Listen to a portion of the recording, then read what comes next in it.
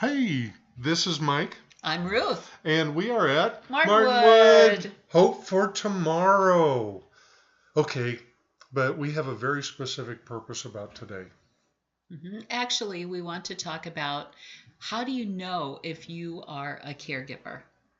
And this was something Ruth has been around, and she is in this area a lot more than I am. And so this is all kind of new to me.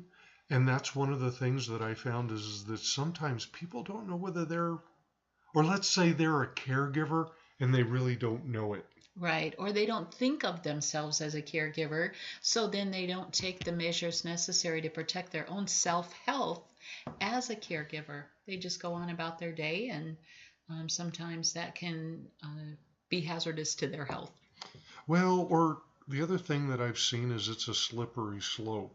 It may be dropping in to check on a neighbor, and then the neighbor asks you to do things for them, and then pretty soon, before you know it, you get wrapped up in being their caregiver. You bet. Happens all the time. And some people enjoy doing it. That's what they want to do, You bet. and that's what we're going to talk about is how you become a caregiver. And it may not necessarily be the person you think it is, or, just because you're helping out, maybe you don't think of yourself as a caregiver, but we work with people all the time. And I guess I don't really want to say at Martinwood we work with them. Right. We just provide a social environment that's faith based that people can feel comfortable in. It's non-judgmental. And not only can they feel comfortable, both the caregiver and the person that they're caring for, but also they can find new ways to make memories and find new normals. And I think that's the biggest thing. And a new normal can be anything from, I don't know. Well, oftentimes what I've seen happen is a person that a chronic illness or an accident, something changes the way a couple or a family lives their life. And instead of adapting to those changes, they keep trying to go back to the way it was. And unfortunately, in many situations, that's not possible. But rather than find new ways to celebrate, to have fun, to live their life, they keep trying to go back and doing the if only. And that's what we're trying to do here at Martinwood is find new ways for people to make memories, to find new normals, and to have fun and go on with their life. And Ruth has a lot of experience in this area. She's been working with caregivers for what, 20, 25 years. Right. And so she knows what she's talking about. She teaches Powerful Tools for Caregivers, which is a nationwide program. She goes all over the United States, and she teaches people how to teach powerful tools to people. So she definitely knows what she's talking about when we talk about caregivers. And we just kind of want to share that with you, what we've seen. This is the first. We're not really sure where this is going to go, but we have an idea. And what we want to do is we want to share with you. I'm at the very beginning, so I see it as somebody who may not understand what caregiving is. And Ruth has had years of experience, so she's actually seen people go through transitions. They've tried to create a new normal, either that or if they were not able to create a new normal, they fought it. And we've had people come and visit us at Martinwood that have been suicidal because of the just the caregiver role has become so enormous for them. So, this is kind of some of the things we do here at Martinwood. And I am trying to advance the slide and it doesn't want to advance for some reason. The arrow, maybe? Oh, there you go. I was hitting the wrong button. Ruth was being very, very nonchalant and going, okay, what if we try this button? So she's really good at that. Oh, I don't know about that, but the question that we are posing to you today is, am I really a caregiver?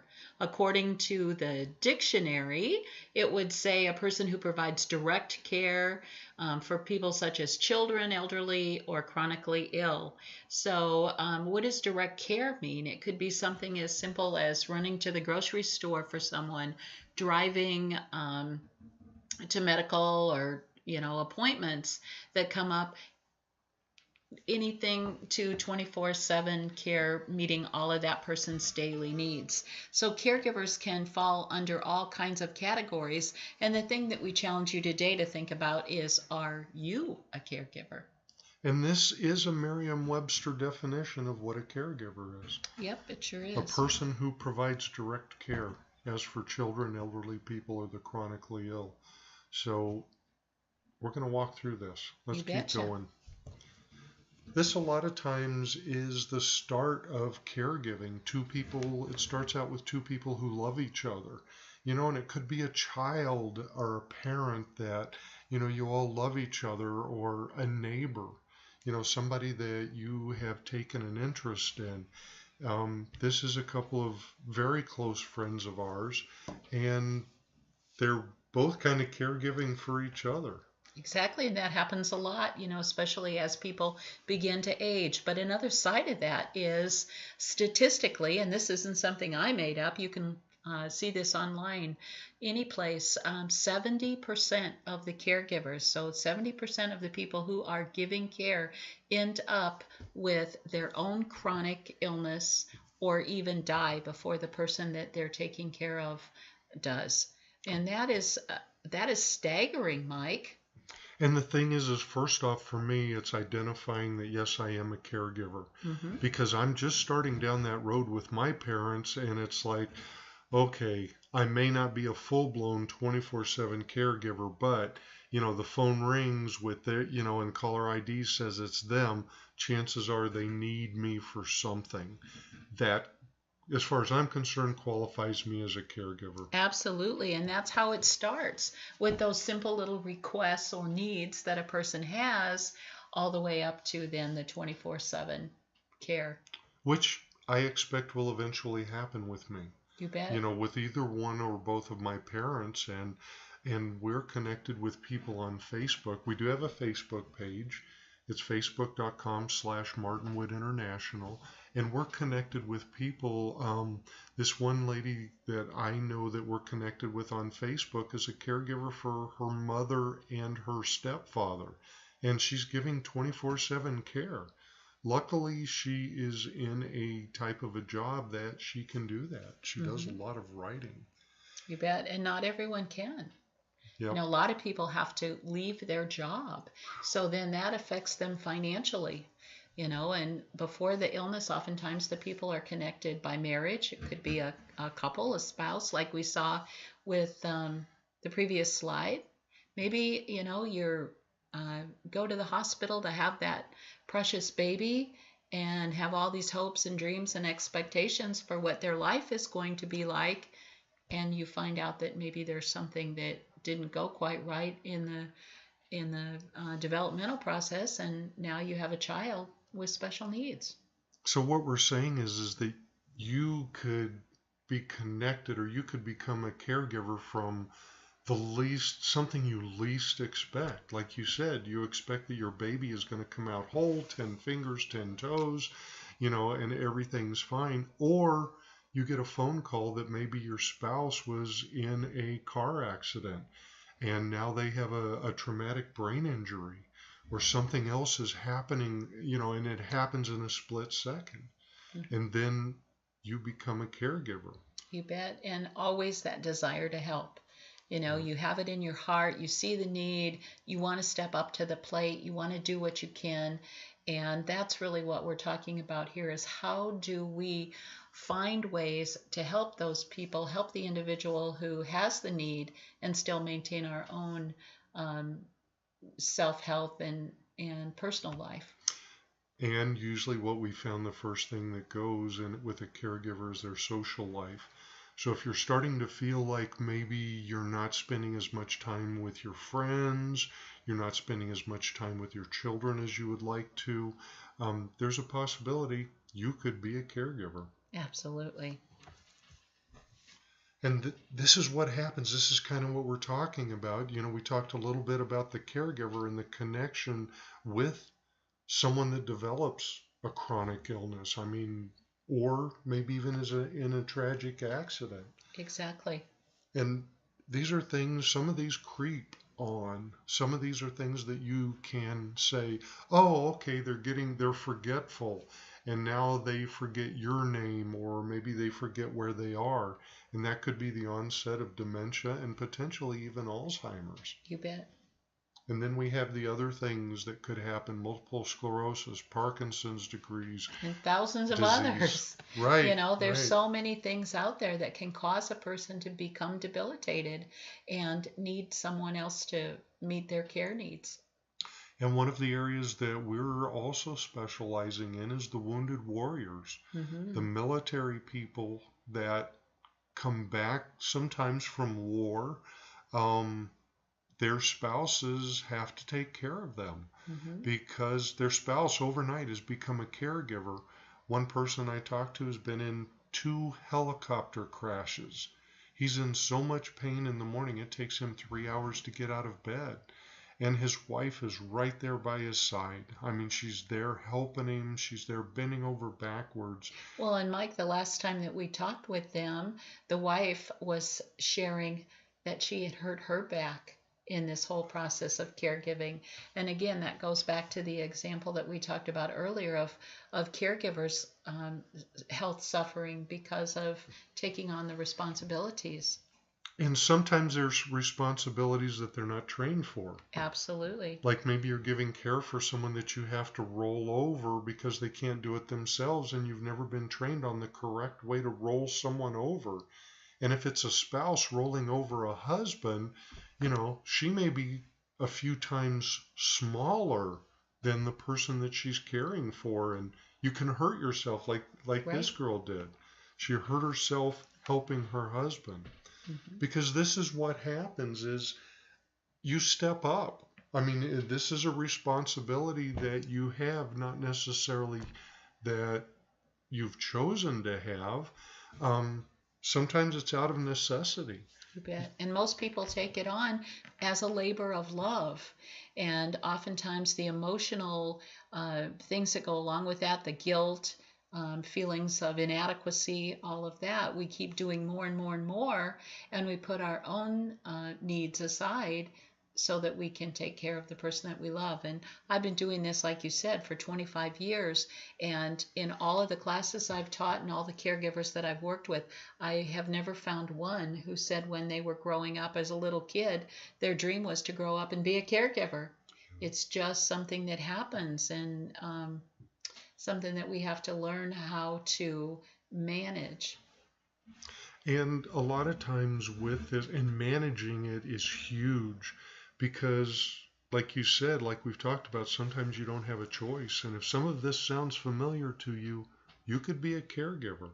And sometimes the people that come and visit us at Martinwood that we've been reaching out to, they don't have any other choice. The expense is just too much for them to bear. But there is help. There is help out there.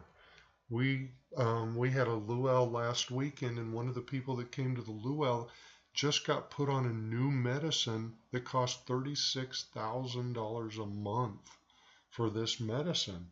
And I was like, wow, how do you do that? And what they told me is that insurance picks up all except for 5% of it. But then again, think of what 5% of $36,000 is. That's a lot of money. But this is what he needs, the kind of treatment that he needs to get better, or even just basic maintenance. You bet. But Mike, didn't you also share with me earlier that he was able to find a grant to help offset the cost, or a research project to help offset the costs? So there are some other things out there that people can look for and find if they are aware that there may be something out there for them. Right, right. So think about those things. If these things sound very familiar, very familiar to you, there's a good possibility that you could be a caregiver. This is our first video. This is our first webinar. And after this, we're going to start talking about some things that you can do as a caregiver. And if what we're telling you today sounds very familiar, then you probably want to stay tuned in, because for us, this is kind of like our labor of love, our reaching out, reaching past the borders of the state that we're in right now, and maybe even reaching past the borders of the United States to help people who are giving care. We know you love this person, we know you care about this person, but you also have to have a certain level of self-care also, because if you get sick or you become chronically ill and maybe you don't realize you're a caregiver and you start having physical effects from that, then you can't give care to the person that you care about and that you love. And a lot of times when you become a caregiver, you start retreating, you start pulling back, you start pulling into yourself, and there's a lot of reasons that this happens. Absolutely. And some of those reasons are like you see on the screen here, but also some of them are just plain exhaustion. By the time you get through getting through the day and doing all the things that you have to do, you just don't have the energy left to do anything for yourself. And friends start to slip away, a call on the phone. Hey, you want to have lunch, Mike? Hey, are you free to go out tonight? Hey, do you want to do this? No, no, no. Pretty soon they stop calling and asking. And, or you see your friends moving on with their life, but yet all those hopes and dreams or those activities that you used to do are no longer possible. And so then you start becoming isolated. And generally what happens is the caregiver becomes as isolated as the person they're caring for, simply by the nature of what's going on in their life. Yep. Yep, and if you see this happening, this could be you. And we don't want that to happen. The other thing is, with what Ruth is saying, is you've just entered a new normal. And we have to kind of figure out, you have to kind of figure out, what is that new normal? And then what can you do for yourself? Mm-hmm. It's like Ruth was saying, there's one caregiver that we work with. It was at the Wounded Warriors event. She looked dead. She looked just dead tired.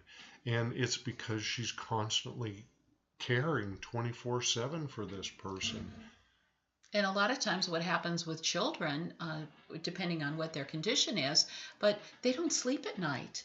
I hear all the time about parents who get very little sleep because they have to sleep with one ear open to hear if their child gets up in the night. And I know I have a story about that myself. My grandson has autism, and my son and his wife and my grandson lived here for a while with me.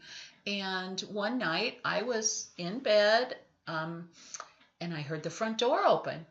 And I'm like, oh my gosh, is somebody breaking into the house? And I was really frightened. And I listened. I'm like, okay, do I get up and get my phone and call 911? What should I do? Well, I waited and I listened a little bit more, and I started hearing someone coming up the stairs. So finally I'm like, okay, who is this? Well, then my grandson said something out loud. Grandma, are you awake? And I realized it was my grandson. Well, he had literally climbed out his bedroom window, which they have he had a bedroom in the basement, climbed out of his bedroom window, walked around to the front door, and came in. I was terrified. It could have been a burglar or anything, but yet here it was my grandson. And that in that moment just reminded me of what parents who have this on a regular basis go through. Either that, or a caregiver that maybe has an Alzheimer's spouse that gets up in the middle of the night and goes out the door. You bet. Because I remember, I can't remember, I have an application on my phone where they talk, the neighbors can talk. It's a neighborhood application. And somebody had said, hey, my dad just walked out he walked out the door and we're not sure where he is. And if you see anybody wandering around, call us.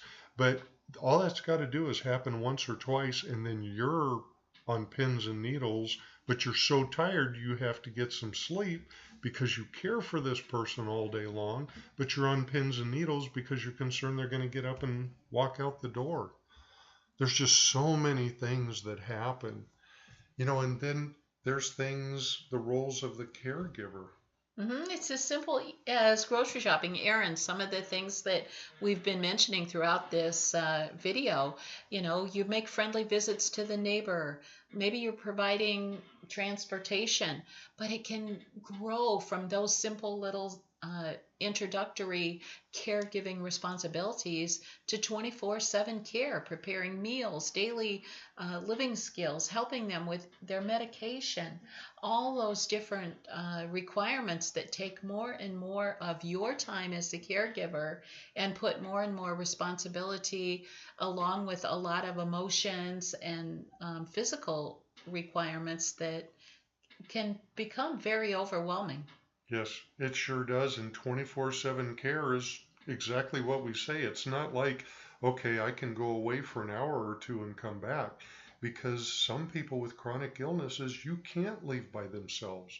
And if you need to go somewhere, you have to find somebody to come sit with them, or you have to take them with you everywhere you go. And it's not like if it's your child, it's not like calling up the neighborhood teenager that does all the babysitting.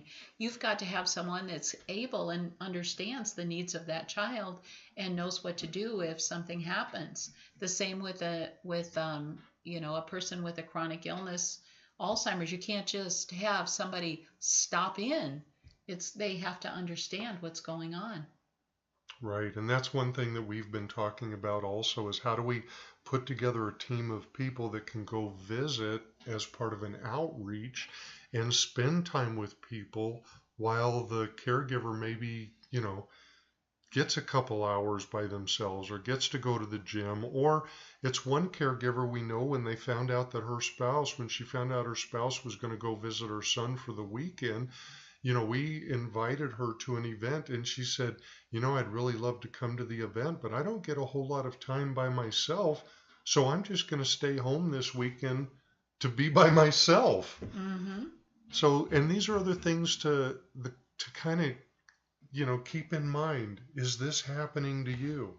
If it is, like I keep saying, stay tuned. We have other information coming, and because we know things happen. Caregiver emotions, you have emotions. I mean, there's certain emotions that are just natural as being a caregiver. Exactly. And one of the big ones is fear. Where we don't know what the future holds. Well, not only that is we don't know what we're doing because we were never trained to be a caregiver. What do I do if this person doesn't want to give me his jacket or... Right. Or they won't eat. Maybe for whatever reason they've lost their appetite and they no longer desire to eat, but yet the doctor says this person needs 3 meals a day, or they have diabetes and all the person wants to do is eat ice cream. How do you deal with those things? And, as we're trying, those emotions can be so overwhelming, but we don't really talk about that a lot. We feel guilty, we feel angry, and all of those things can then lead to depression. And once, a person gives up hope, they no longer can see that light at the end of the tunnel. That's when things really start going downhill. Okay, and I agree, and I'm going to back up just a little bit. You said, about talking about these kind of things. It's who do they talk to? Right. Their friends are gone because, you've had to spend so much time at home with this person.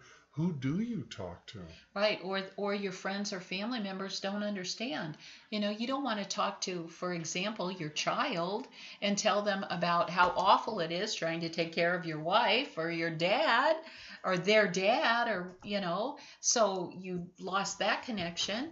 So maybe your brothers and sisters really are in denial. I mean, yeah. It's tough.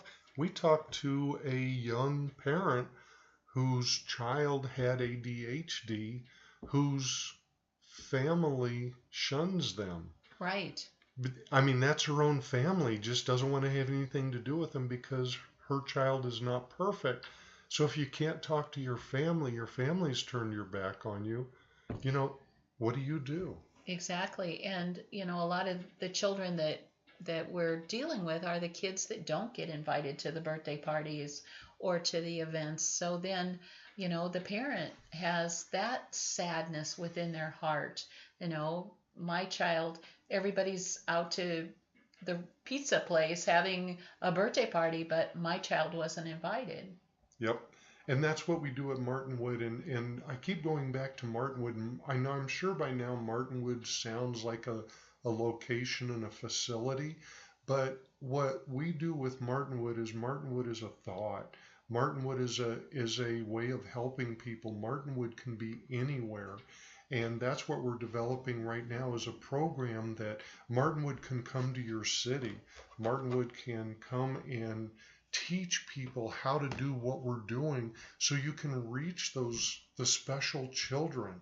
And when they come to Martinwood or when they come to a Martinwood event, which could be in any city, in any state, in the world, not just in the United States, they feel special because there's other children who are there who are special also. And the bonding that you see go on between them because they all know what it's like being the last person chosen for the baseball team or to play basketball. It's like, oh my gosh, now I got to take this person because nobody else did. So it's really great to see that happen. And these are some of the reasons that a caregiver becomes isolated. You've got that child, we've all seen him in the grocery store. All of a sudden, the child starts throwing a tantrum on the floor, and people stare. They start to think, well, what's wrong with that parent? Why don't they do something? Or perhaps you take your spouse who has dementia out to a restaurant and they start doing something inappropriate. It becomes very scary.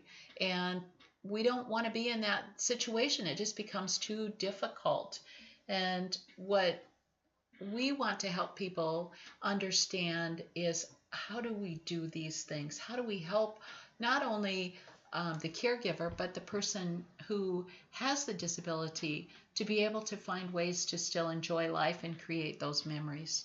So if you start seeing these things happen, you feel a little bit embarrassed because you take your spouse out or your neighbor out and things happen, and we don't want you to become isolated. But these are some of the things that happens is when people stare and people start pointing you out.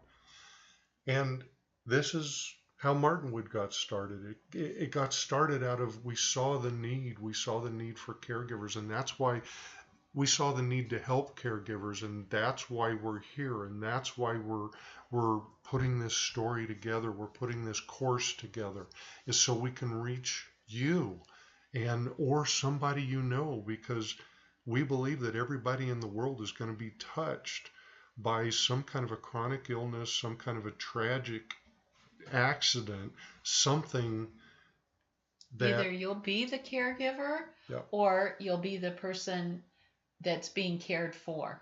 yep. And that's where the Martinwood story came. And that's why Martinwood is right now, we're in several states. We work with the Wounded Warriors. We're putting things together for them. And this is what we see Martinwood. And we see Martinwood in places where, like, you may need help. If you're listening to this and all this sounds familiar, we see Martinwood as a gathering place for special people, a place where you can come and sit down with your spouse and have a meal. And if your spouse decides to go and sit down and watch a movie, there's other people that are there that also understand. And everybody kind of watches out for everybody else. It's just a very accepting environment, is what we're creating with Martinwood. It's a concept. It's something that says you're safe here. This is a fun place. It's open to everyone, non judgmental. If someone spills their food in a nice restaurant, they become embarrassed. Where if they spill their food here, so what? Everybody else is spilling it too. Yeah. It's just a nice, fun, safe place. Yeah, and we had an event here that the caregiver came to us afterwards and said that that's the first date her and her spouse, she's the caregiver, That's the first date they've been on in 10 years. And it's incredible. What we found is Martinwood brings life to the weary, and we won't even say the dead. We have worked with people, or people have come here several people, the caregiver's been suicidal because they didn't think they had a way out. The event that we had last weekend was awesome because some of these people who didn't think they had a way out, who thought their life was at a dead end, were laughing. They were enjoying their time here. They were having fun with other people. And we hear all the time from the people that we work with, this program saved my life. Yep. And that's the miracle of what we're trying to tell you today. Being a caregiver, maybe it's not something that you planned. Maybe it's just something that happened unexpectedly or over a course of time. But the reality is there is hope. There are people that care. There's resources that are out there. And what we're trying to do is to develop a gathering place or a concept that people can grasp onto and understand that the social side of the caregiving also needs to be addressed. And that's what we do, and I think we do it pretty well. And it has been prophesied over us several times that this is a revival. If you're out there and you're listening to this right now, you know what we're talking about. And if you don't personally know, you know someone else who's going with this, going through this and going through stuff like this, get this video in their hands.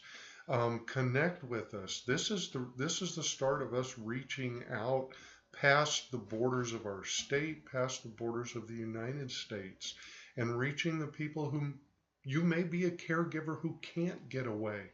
Plug into Martinwood International, and let us know what you need. And if we can help you through the internet, through giving you information, we can't necessarily just stop by and, watch somebody for you, but that doesn't mean we don't know somebody near you. We are spiritually based. We're rooted in God's Word. Ruth and I are constantly having God conversations, and a lot of what we've done and what we're doing now, we believe is being directed by God. He's opened a lot of doors for us, and He's brought you to this video, and there's a reason for it. And please take a few moments and go to our webpage, which is martinwoodinternational.com, and also to like us on Facebook.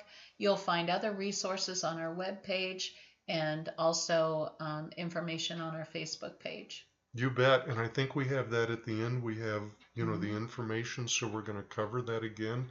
These are the kind of things that a Martinwood does. And again, right now, within the last probably 9 or 10 months, we are connected with at least 2 other locations. It is here in this, it's here in the city right now. The other 2 locations, we have a location west of us. We have another location that is southwest of us, so it's the south part of town.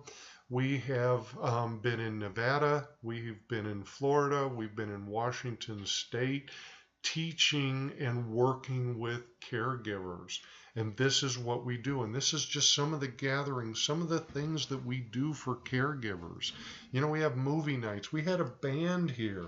Oh my gosh, we had a guy come and play acoustic guitar when the rest of the city was getting hit with, deluged with rain, thunderstorms, tornadoes.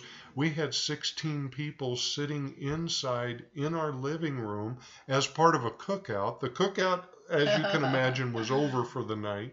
They were sitting, singing songs. And that's the bands and music that we have. Santa. Martinwood had Santa Claus last year that went to some nursing homes and just brought some cheer to people. And people's homes as well who, wouldn't have that opportunity. You bet. And we've taken meals to people in their homes. And with a Martinwood, these are the kind of things, and these are the people that help out, that make this possible. And what we found also is that the people that are drawn to Martinwood gives them a place to come. With the volunteers, the wait staff we have, the people that have done construction on the house, the musicians, Volunteers are so special to us. So there is hope. Join Martinwood. Keep in contact with us if what you saw sounds, or what you've heard and seen sounds familiar. There's a good possibility you're a caregiver, but that's not the end of the world. It's not the end of your life. It is the beginning of a new normal.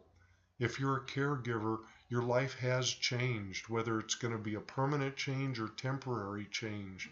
It has changed, and there's a new normal. Keep in touch with us, because we're here for you. Yep, we sure are. And there's a lot of ways you can reach out to us. You have our website in front of you, Facebook page. Sign up for our newsletter. We have started sending out caregiver tips. We're going to start a caregiver newsletter. Ruth and I have been working the last 2 or 3 months on putting all this together. It's just everything is happening so quick, and we want to reach out to people and really get that side of things going. And if you can't be with us in person, you can watch our videos on our Facebook page and our YouTube channel that show you some of the activities. And we have people all the time that will come up to us and say, I know you. You're Mike and you're Ruth and you're from Martinwood. We sure do. We sure do. And we have support groups. We have workshops. Monday, we're starting an autobiography workshop. Later on this week, we're doing a powerful tools for caregivers at a local church. And we're going to be putting on a dinner this month also. It's just all kinds of things going on. Stay plugged in. You know, don't let things slip by, and don't sit in a corner. And let Martinwood become one of those tools that you keep in your toolbox to help you get through the day. You bet. We've got all kinds of inspirational things. You let us know if something inspires you. Let us know if it doesn't, and what will. And we'll make it happen. We found there's nothing we can't do at Martinwood. So for now, this is Mike. And I'm Ruth. And we're here at Martinwood. Keep your eyes out. There's more coming. Have a fantastic day. Take care. Bye.